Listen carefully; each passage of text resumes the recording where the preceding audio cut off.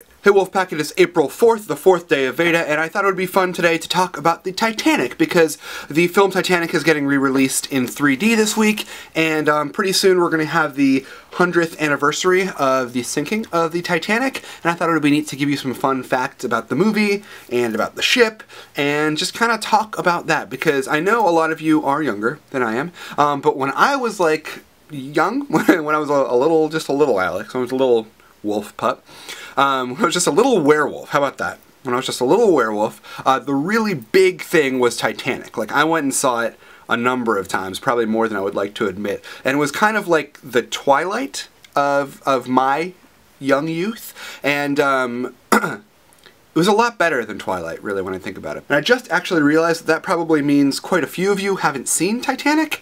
You should see Titanic. It's like 3 hours long, and it's a big, vast love story and a big, vast, epic adventure story as well. And there's Leonardo DiCaprio in it when he was just the cutest. And Kate Winslet is gorgeous in it. Gorgeous? She's pretty. She's very pretty in it.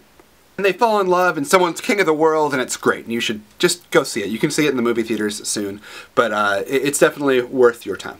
Here's a fun fact. Rose, Kate Winslet's character, says Jack 80 times in the movie, and Jack says Rose 50 times. But my personal favorite is when he's yelling at her for not getting on the lifeboat, and he just calls her an idiot. Why are you so stupid? Why are you so stupid, Rose? You're so stupid! I love it. It's so great. After finding out she was going to have to be naked in front of Leonardo DiCaprio, Kate Winslet decided to break the ice by just flashing him when she first met him. Good move. The most expensive suite on the actual Titanic cost $4,350, which was a lot of money back then. In fact, it translates to about $75,000 in current day dollars, which is just way too much money to spend when you end up freezing to death in the ocean when the boat sinks. Actually, those people probably survived. They probably got on the lifeboats first. In fact, apparently the first lifeboat that was sent away only had 5 people on it. Come on! Come on, White Star Line! I'm going to write a very strongly worded letter to you.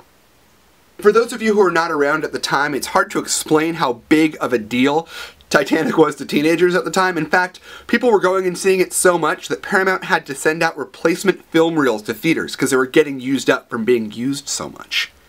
During filming, most of the water the extras were jumping off of the boat into was only 3 feet deep. For a long time, Titanic was the highest grossing motion picture of all time around the world, and it was the same. It was the highest grossing motion picture in Japan until Hayao Miyazaki's film Spirited Away knocked it off that spot. And I think it's pretty incredible that Spirited Away, of all movies, was so embraced in Japan that it did that well and knocked Titanic off that top spot.